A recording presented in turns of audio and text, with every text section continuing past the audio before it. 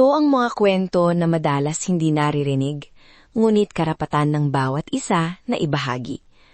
Ako si Rina, at ngayon pag-uusapan natin ang pinansyal na bahagi ng paglalakbay laban sa breast cancer.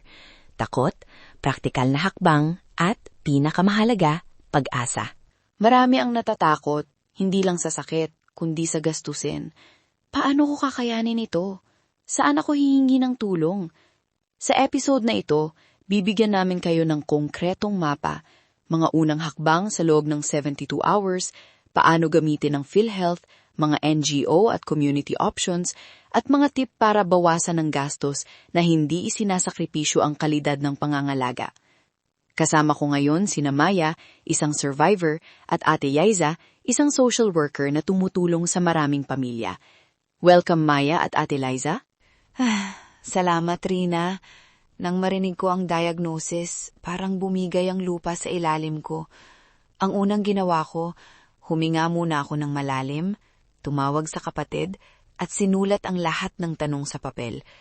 Pero agad kong natukoy, ang pinakamalaking takot namin ay pera. Paano babayaran ng operasyon, kimo, transportasyon, at ang mawawalang kita kung ako ang kumikita sa bahay. Ngunit may mga bagay akong ginawa na nakatulong. Hindi sobrang komplikado, pero ginawa ko agad. Nagpa-PhilHealth verification, hinanap ang referral mula sa oncologist, at humingi ng tulong sa lokal na health center para sa listahan ng mga NGO na tumutulong sa chemotherapy costs. Maya, salamat sa pagiging totoo. Pwede mo bang ilarawan ng mas detalyado ang unang 72 hours? Ano ang unang dokumentong hinanap ninyo at kanino kayo tumawag? Oo. Una, kinuhang kopya ng lab result at pathology report. Itong pangunahing dokumento. Sunod, hiniling namin ang formal diagnosis letter mula sa ospital para may official referral. Tinawagan namin ang PhilHealth hotline para i-verify ang membership at itanong kung covered ang procedural package. Habang ginagawa iyon, nag-message ako sa isang breast cancer support group sa Facebook na binigyan ako ng pangalan ng isang social worker sa aming lungsod, si Ate Liza. Nang hindi kami makatulog sa worrying, ang pagkakaroon ng mga unang konkretong hakbang na iyon ang nagbigay sa akin ng maliit na pag-asa bawat oras. Maya, napakahalaga ng mga gawain iyon. Para linawin din natin, sa expert na pananaw, ang mga unang dokumento na kailangang ihanda ay diagnosis or pathology reports, government ID ng pasyente, PhilHealth ID or CID number, at ang listahan ng current medications. Kung may employer, importante ang employment certificate at mga payslips para sa sick leave at salary integration. Sa parehong oras, i-check ang referral pathway ng ostean. May mga treatment na nangangailangan ng formal referral para ma-avail ang ilang benefits. Ate Liza, pwede mo bang ipaliwanag ng simple kung paano gumagana ang PhilHealth para sa mga pasyente ng breast cancer? Ano ang dapat tandaan? Sigurado. Una, i-verify ang membership at hulugan kung kinakailangan. May retroactive coverage sa ilang kaso. PhilHealth may package na pwedeng mag-cover ng bahagi ng surgery at chemotherapy hospitalization, pero mahalagang magkaroon ng complete documents, admission diagnosis, operation report kung may surgery, chemotherapy orders para sa inpatient claims. Pangalawa, alamin kung ang ospital ay accredited. Mas mabilis ang claims processing kung accredited. Pangatlo, humingi ng explanation of benefits, EOB, isang dokumentong nagpapakita ng coverage at ng babayaran ng pasyente. Kapag may kulang, agad mag-follow up sa PhilHealth office o sa social welfare unit ng ospital. Maganda. Balikan natin ang checklist. Ano ang dapat unahin sa unang 72 oras at unang buwan? Checklist para sa unang 72 hours. 1.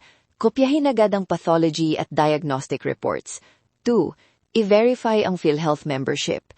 3. Humingi ng formal referral at diagnosis letter mula sa oncologist. 4. I-contact ang social welfare unit ng ospital. 5. Gumawa ng emergency contact list at ipaalam sa pamilya.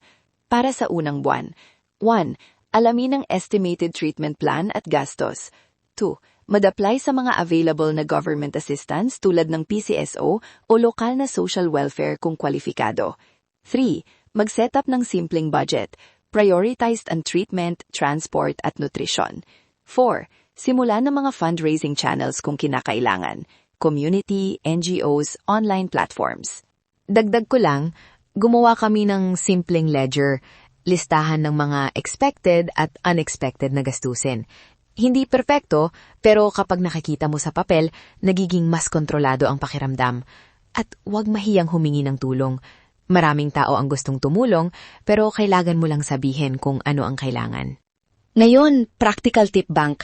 Ano ang mga karaniwang resource at alternatibong paraan para mabawasan ang gastos nang hindi sinasakripisyo ang pangangalaga? May ilang track na pwedeng tingnan. 1. NGOs at foundations na tumutulong sa chemo at surgery costs, makipag-ugnayan sa regional cancer centers para sa listahan. 2. Sliding scale clinics at government hospitals na may mas mababang consultation fees. 3. Community-based fundraising, barangay events, sari-sari store pledges, online crowdfunding na may malinaw na breakdown ng gagastasin. 4. Pharmaceutical assistance programs, ilang damot may patient assistance programs. 5. Transport pooling, coordinate with local support groups para sa carpool or transport aid. Laging i-document ang mga donasyon at gastos para malinaw sa donor at pamilya kung saan napupunta ang pondo. May isang tip na malaking tulong. Humingi ng peer support. 1 o 2 tao mula sa support group ang nag-volunteer para mag-asikaso ng fundraising posts at may nag-organize ng meal train habang nagchemo ako. Ang mga maliit na bagay na yon ang nagpagaan ng araw-araw. At kapag napapagod, magpahinga at huminga. Hindi mo kailangan gampanan ang lahat ng mag-isa. Pag-usapan naman natin ang emosyonal na suporta habang binabalanse ang pera. Ano ang mga coping strategies at paano humingi ng tulong mula sa peer groups ng komportable? Emosyonal na suporta ay bahagi ng recovery. Simple lang gawin. 1. Mag-assign ng point person sa pamilya para sa logistics, bawasan ang dami ng messages sa pasyente. 2. Sumali sa isang trusted peer support group. May mga grupo na may screening at trained facilitators. 3. Gumamit ng professional counseling sa ospital o local NGO kung kinakailangan. 4. Magtakda ng realistic na financial goals at i-celebrate ang maliliit na panalo. Ang pakiramdam ng hindi nag-iisa ay malaki ang naitutulong. At kung natatakot kayo magtanong sa support groups, simulan sa pagmamessage lang. Ako, nagsimula lang sa pagtingin sa mga post at unti-unti na akong nag-share. May mainit at totoong pagtanggap doon. Maraming tao na dati ring dumaan sa parehong takbo ng isip. Huwag madaliin ang sarili. Bilang recap, mga pinakamahalagang hakbang, kopyahin ang mga dokumento, i-verify PhilHealth at accredited na ospital, kontakin ang Social Welfare Unit, gumawa ng simpleng budget at ledger, at humingi ng tulong mula sa NGOs at peer groups. Para sa mga resources, bisitahin ang opisyal na PhilHealth website, lokal na social welfare office, at regional cancer centers. May mga detalyadong links at checklist kami sa episode notes para masundan ninyo. Kung nahanap nyo itong kapaki-pakinabang, paki-subscribe naman sa aming channel para makakuha ng higit pang episodes tulad nito. I-share din sa mga kakilala na nangangailangan. At tandaan, hope is stronger than fear. Screen Share Survive.